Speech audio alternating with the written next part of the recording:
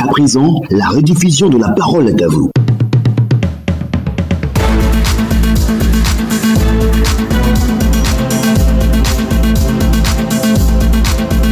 Merci beaucoup de nous rejoindre pour ce premier numéro de la semaine de La Parole est à vous. 50 ONG à travers le monde dénoncent les pratiques des grandes entreprises du chocolat. Ces ONG reprochent à ces chocolatiers le mauvais traitement des producteurs qui ne jouissent pas réellement des fruits de leurs efforts. Elles appellent à respecter le paiement du différentiel de revenus aux producteurs DRP initié par les conseils Café Cacao de la Côte d'Ivoire et du Ghana. Que pensez-vous de l'action de ces consortiums d'ONG? Et puis comment contraindre les entreprises du chocolat à payer ce différentiel de revenus aux producteurs? Deux numéros pour nous joindre, le 27 20 21 44 48 ou le 27 20 24 27 87. Vous êtes très nombreux à réagir sur notre page Facebook. Notre ami Blaise Kwasi nous dit que de cette action de ce consortium, j'en pense le plus grand bien. Mais pour moi, la solution à toutes ces difficultés, c'est de voir nos pays s'industrialiser, transformer les productions en produits finis. Kwadio Daga Francis dit que la lutte que mène ce consortium est noble. À mon sens, la plupart des producteurs de produits industriels ne bénéficient pas véritablement du fruit de leur labeur. La meilleure solution pour sortir les planteurs de ces situations, c'est bien sûr la transformation locale de nos produits. Au standard maintenant, nous allons à Bangourou retrouver M.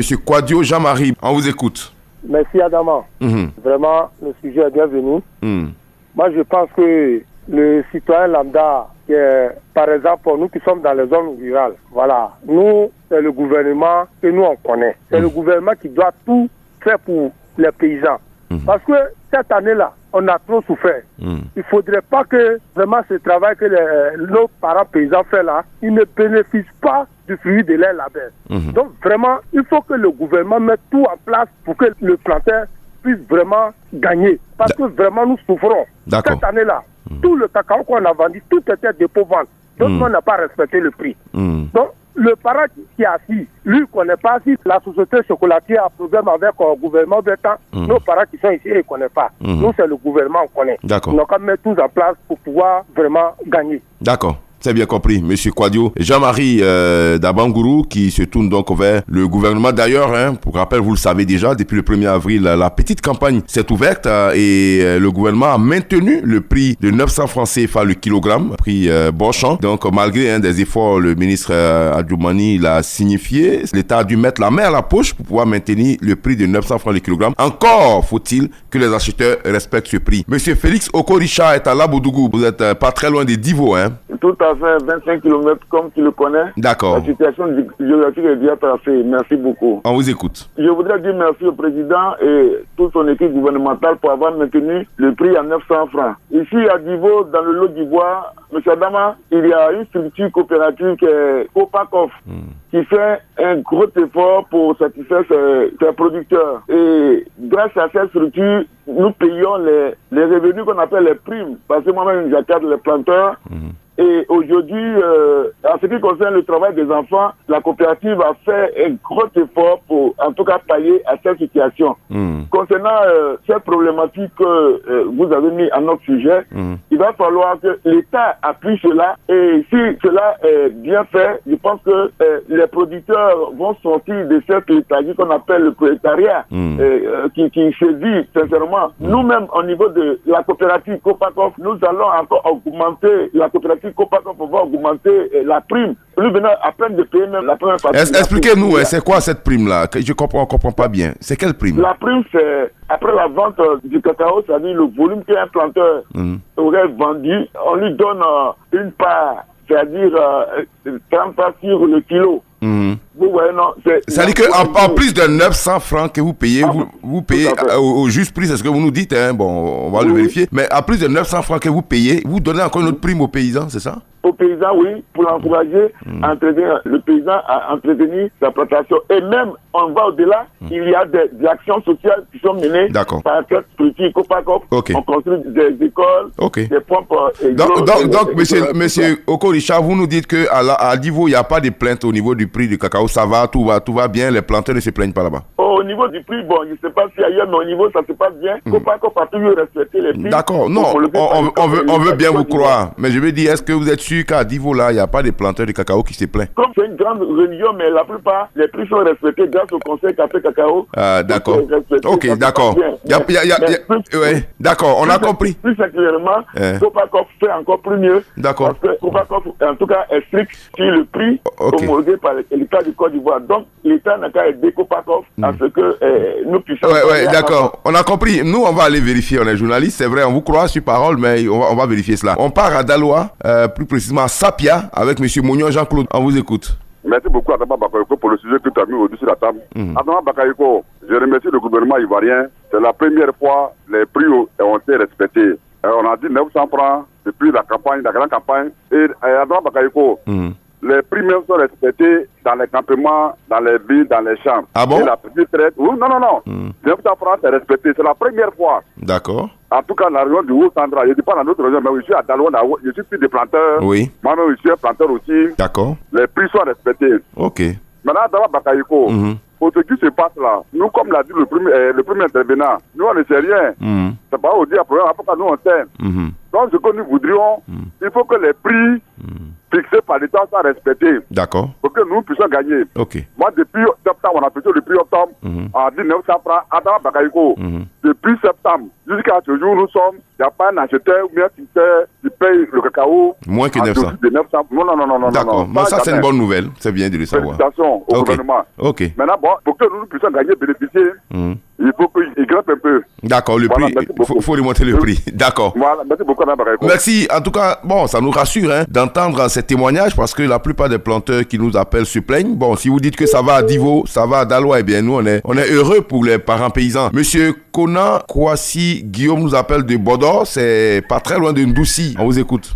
Seulement que je suis très content de ce que l'État fait. D'accord. Parce que à Bodo, Ndoussi, le prix est respecté à 900 francs. D'accord. Ok. Donc, je suis très content. D'accord, c'est bien. Mais ce que je voulais demander au gouvernement de nous aider, c'est à les produits des phyto, l'engrais. D'accord. Actuellement, l'engrais, on ne peut pas acheter. C'est devenu 25 000 par le sac. D'accord. Bon, les produits, on prend pour pomper les champs aussi. Tout est devenu cher.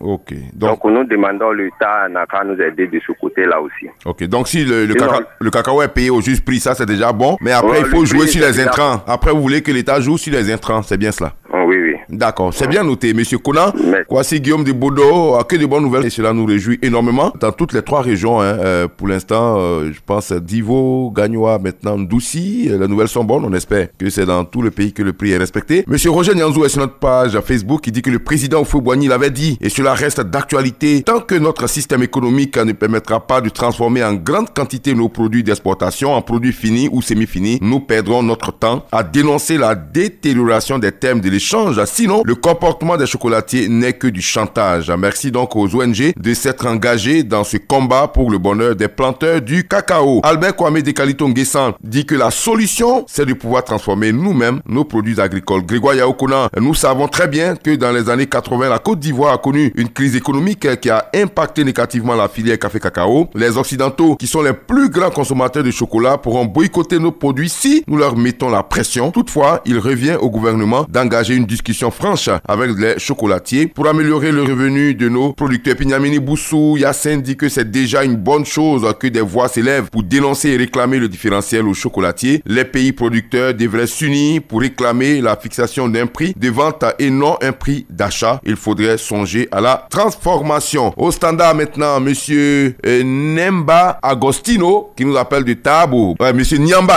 Agostino. Monsieur Nyamba Agostino. On vous écoute, oui, allez-y. S'il vous plaît, le sujet que vous venez de soumettre à notre attention, c'est très bien. C'est un très bon sujet. Vous savez maintenant, dans presque tous les hameaux, tous les villages, ceux qui sont maintenant paysans, planteurs, craoculteurs, là, ce sont des intellectuels. Nous sommes tous allés à l'école, nous sommes revenus à la terre. Oui. Ce n'est pas une fatalité de revenir à la terre. Mais ce qu'on constate là, c'est que vraiment, on ne perçoit pas ce qui est dit. D'accord. Voilà. cette année-là, il y a eu l'initiation de la carte de craoculteur. C'est une très bonne initiative. Oui. Voilà, c'est vrai, le président aussi a maintenu le prix. Vous voyez, il a maintenu le prix Borchamp au niveau des planteurs là, à 900 francs. Bien sûr. Ça n'a pas été changé. Nous ne mérions pas que ce prix-là diminue. Parce que nous avons connu une injustice l'année dernière. Le président avait donné 18 milliards. 18 milliards pour que le prix soit soutenu afin qu'il ne soit pas diminué aux paysans. Oui. Et nous avons constaté drastiquement que ça a été diminué dans presque toutes les régions de la Côte d'Ivoire. Personne n'a levé le petit doigt. Le président il a fait sa part. Nous aimerions que cette année-là, ce ne soit pas le cas du 1. D'accord. Ce qu'on a constaté comme injustice, les gars sont partis à l'Amso, ils sont partagés. L'argent, les 18 milliards sont partagés, l'argent des paysans n'est pas rentré. Qui ça? Qui s'est partagé les 18 milliards? C'est qui? Vous indexez qui? Oui, jamais dans les régions, là, des gens sont partis, ils sont partis à l'Amso, quand ils sont revenus là-bas, ils devaient raconter au prix où le président devait aller. Ils sont venus, ils ont fait des comptes rendus, l'argent a été partagé. Les 18 milliards du président ont été partagés à Yamoussoukro? Oui, les gens sont partagés à Yamoussoukro. Ah bon? Ça, c'est du passé. Ça, c'est du passé. Je rebondis sur ce que vous venez de mettre sur la table. Oui. Voilà. Maintenant, là, avec ces cartes de paysans que nous avons reçus, et puis qui va rentrer en ligne des comptes maintenant, ils vont prendre ça en considération à partir de cette campagne qui va venir la campagne prochaine. Nous aimerions que cette bascule-là, cette bascule qui nous couche, cette bascule maniable-là, cette bascule que les gens pipent là, cette bascule soit changée en bascule électronique pour que le paysan là, la masse de cacao qui sera posée sur la bascule peut percevoir. C'est dans ça d'abord que le paysan pourra percevoir l'argent de sa souffrance. D'accord. Voilà.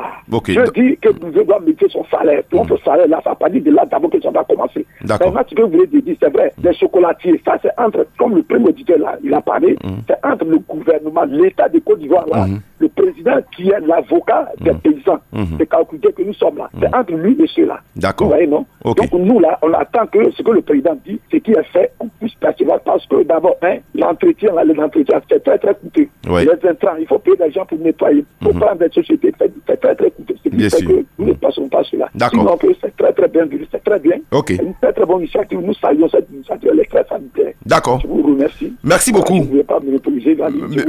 Merci monsieur Nyamba Agostino de Tabo qui dénonce donc certaines pratiques, notamment les bascules qui sont donc truquées pour pouvoir gruger les paysans. C'est bien, si le prix est respecté, c'est déjà une bonne chose, mais encore il faut ouvrir les yeux sur les acheteurs. Il ne faudrait pas qu'ils grugent avec les bascules truquées, c'est pas normal. Le ministère du Commerce, le ministère de l'Agriculture doit veiller à cela. Monsieur Temoko Deska est en main, on vous écoute.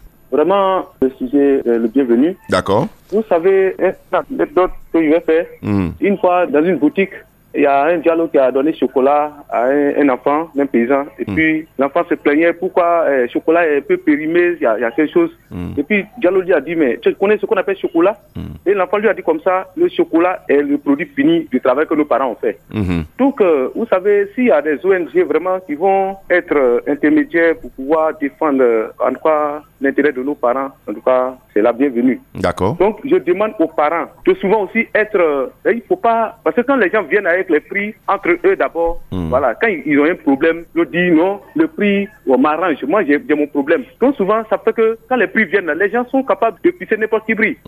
Donc, ils n'arrivent même pas à s'entendre. Donc, je les entends, mais eux-mêmes, là, ils sont leurs propres problèmes. Donc, vraiment, il faudrait qu'eux soient solidaires. Et puis, ce que l'État donne là, s'ils sont solidaires là, les gens qui viennent là, ils vont respecter les prix. D'accord. Mais les paysans ne sont pas solidaires. D'accord. C'est bien noté. Donc, c'est la remarque qui est faite. Merci beaucoup. Merci, monsieur Temoko Deska. Demain, on prend la direction, on change carrément. Du côté, on part de l'ouest à l'est du pays. Amiens, Kwassikro, dans la région de l'Indénié. Djouablin, avec monsieur Zongo Ahmed. Je suis très content. Il paraît qu'Amiens, Kwassikro va sortir bientôt de son enclavement. Les travaux ont commencé dans la zone. Les machines sont déjà sur place pour vous aider à sortir de cet enclavement-là. Vous, je rappelle, une zone de plus de 10 000 habitants. Une zone grande productrice d'ailleurs de cacao. On vous écoute, monsieur Zongo Ahmed. On est content pour vous. Si la route est en train d'être faite, on est vraiment content pour vous parce qu'on y a été. Il y a 2 ans de cela, on a vu le calvaire. On a pu toucher du doigt le calvaire. Si aujourd'hui, le conseil régional, le gouvernement ivoirien est en train de faire cette route-là, c'est vraiment une très bonne chose. Mais malheureusement, les travaux sont arrêtés dans 2 semaines. Les travaux sont arrêtés. D'accord, on va encore interpeller les gens pour que les travaux continuent. Bon, c'est pas le sujet. Le sujet, c'est le cacao. On vous écoute. Merci beaucoup, Adama Bakayoko.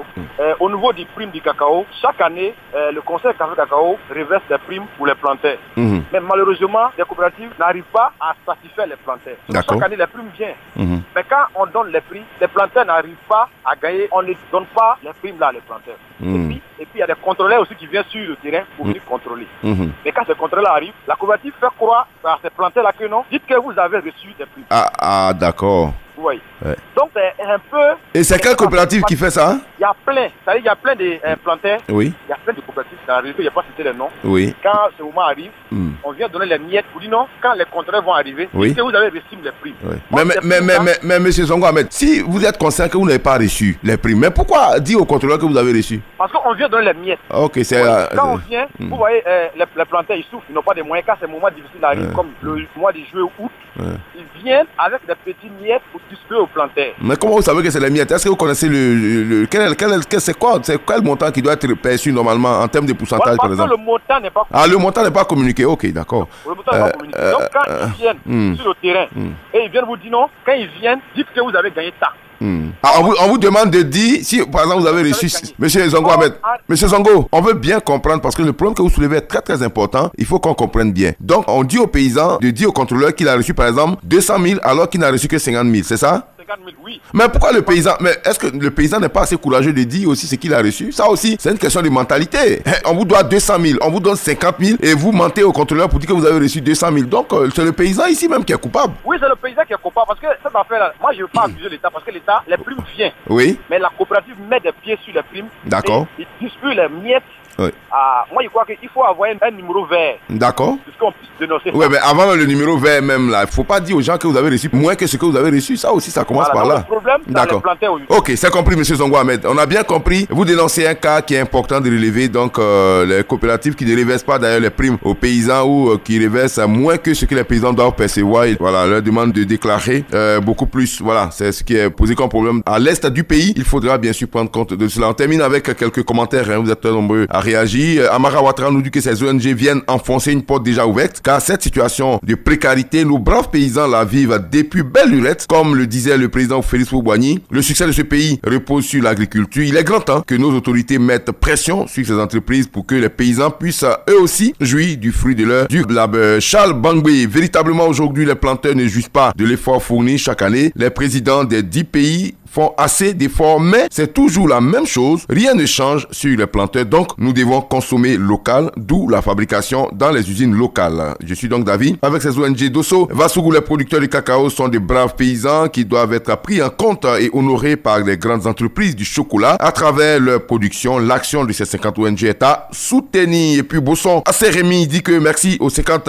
ONG qui mènent de très bonnes actions en faveur donc des producteurs de cacao. Je souhaite que les actions menées soient plutôt des pressions sur les grandes entreprises pour les amener à implanter des unités de transformation dans notre pays. Tout le monde y gagnera. Christophe Kwame dit que cette affaire de consortium ouvrira grandement les yeux à ces deux pays. Cela permettra à la Côte d'Ivoire et au Ghana voisins, qui sont les plus grands producteurs de cacao au monde, de réfléchir en termes d'industrialisation et de transformation de nos produits. Et puis, Yao Michel Kofi, c'est vrai que nos braves producteurs ne récoltent pas les fruits de leurs efforts et depuis la nuit des temps, ils s'en réjouissent et on ne les voit pas manifester leur mécontentement car il y a l'appui de l'État. Et puis d'autres Chan Bamba, on termine avec lui. La meilleure solution, c'est la création des firmes de transformation du cacao in situ. C'est comme ça que les producteurs pourront réellement profiter de leurs efforts. C'est ici qu'on s'arrête pour aujourd'hui. Rendez-vous demain matin. Radio Côte d'Ivoire, toujours au cœur de l'événement.